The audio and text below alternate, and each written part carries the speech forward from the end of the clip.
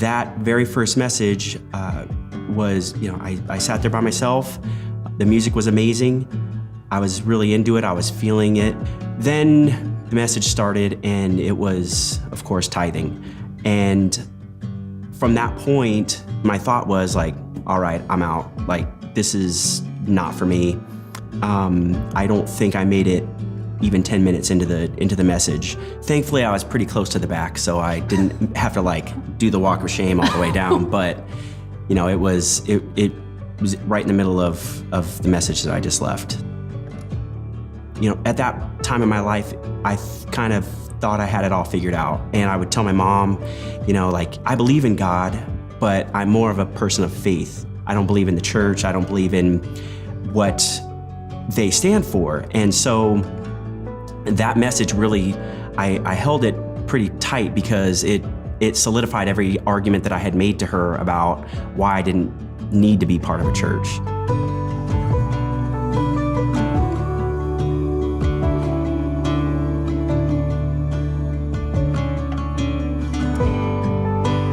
I know for me as a mom, bringing our kids to the childcare since, our daughter was an infant, and, fast forward years later and you're still taking them to the kids ministry and you're seeing these awesome crafts they do and they're talking about God. And for me, I just started feeling, why are we not supporting this ministry? Why would I drop my kid off and say, go ahead and raise them in Christianity, but I'm not going to give you a dime?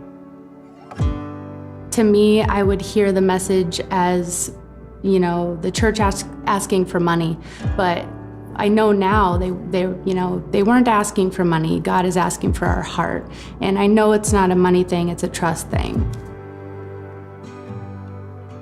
We started tithing in May of 2012, and then that was after another message by the same guy that I walked out on. It was Pastor Don gave a message, and he redeemed himself. He redeemed himself, yeah.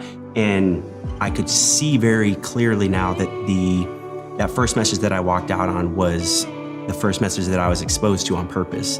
And I think that last hurdle of giving the trust to him with our finances he was like, this is the one thing you guys have to accomplish before you're really gonna see your journey with me grow. And it was almost instantaneous that we just felt so compelled with everything that we were doing.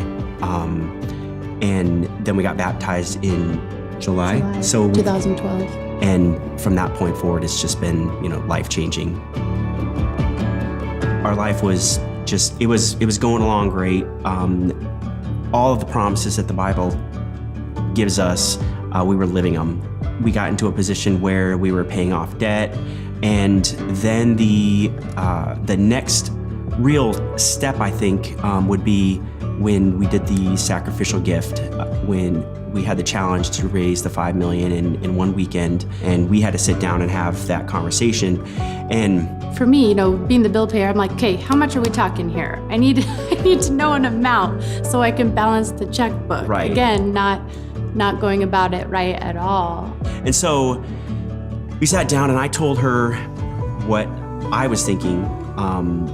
She just said, no, there's no way. I want to give, but the amount he was talking seemed crazy to me, and I really was going to Google early midlife crisis. I thought, this is it. He's going through it really early. I know it's a thing, but I feel like he's having it really early. So I mean, bless his heart. I wanted to get behind him, but I just didn't like the amount. I was like, look at the 1 year, maybe a year and a half, the amount of blessings that we've been given just by making that commitment to tithe, a year and a half ago. This is our next step. This is, we're being pushed. We need to get uncomfortable with this. And then I couldn't help it, because seeing how excited he was again, I was just so proud of him and really inspired by his heart to give that much. I went from, heck no, midlife crisis, no check, to I could not wait to give the check. It was like after the service, we held hands and carried the check together up to the stage and gave that check and just cried. It was like just a complete surrender. Yeah. that gift was emotional as well, knowing that that would help expand the Surprise campus where his sister, our family went, also opened 2 new campuses. So we just kept, having people we didn't even know on our hearts that could experience a home church like we had. Right. I'm not sure that I would say I had full confidence that you were leading our family spiritually until you convinced us to give the sacrificial gift. I mean, since then, he is the spiritual leader of this family, and it makes me love him more every day and just know that God will provide and that I have a husband that leads our family.